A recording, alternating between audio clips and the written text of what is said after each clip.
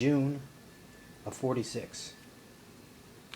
Anyhow, when I got this very nice letter from a guy named FDR saying that, I forget now the exact phraseology, but it was very common, something like 11 million of us got this letter saying they were happy that they can inform us that you were draftable.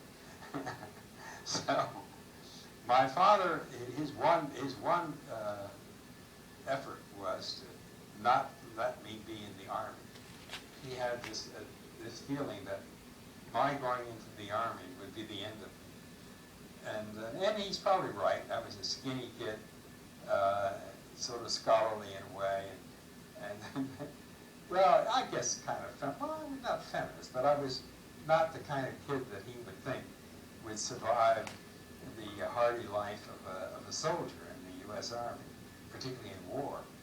So anyhow, he arranged, through friendships that he had, to have me rejected by the Army, the Marine Corps, and the Air Corps, which was just forming, and to be accepted by the Navy. As a result, when I went to the 5th Regiment Armory to get inducted, sure enough, the other ones just turned me down, and there I was, a member of the U.S. Navy. But on the other hand, the bad part is that I had to wear glasses because I didn't have good eyesight.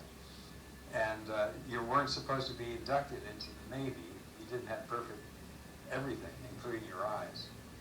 So they put something to the effect that this man can't do combat. He shouldn't be in any combative situation. And so my father was absolutely delighted. He thought that life was going to be great. He'd be seeing his son all the time and all that. And so when I went to boot camp, I found that I was eligible to go for radio tech training and radio signaling.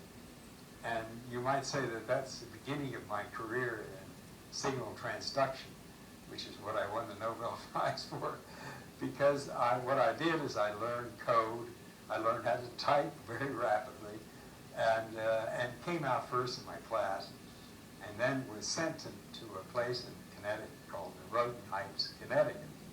And I thought this was the place that I would be now, I don't know, trained to do something that would keep me in the States.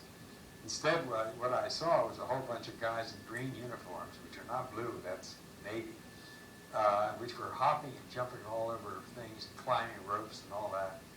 So when I went in to introduce myself and said to the commandant, well, what is this place? He said, well, I have to tell you that we're here as a group of people who are radio techs, medical techs, and all kinds of things, and you'll be attached to the U.S. Marines. And your assignment will be to go into the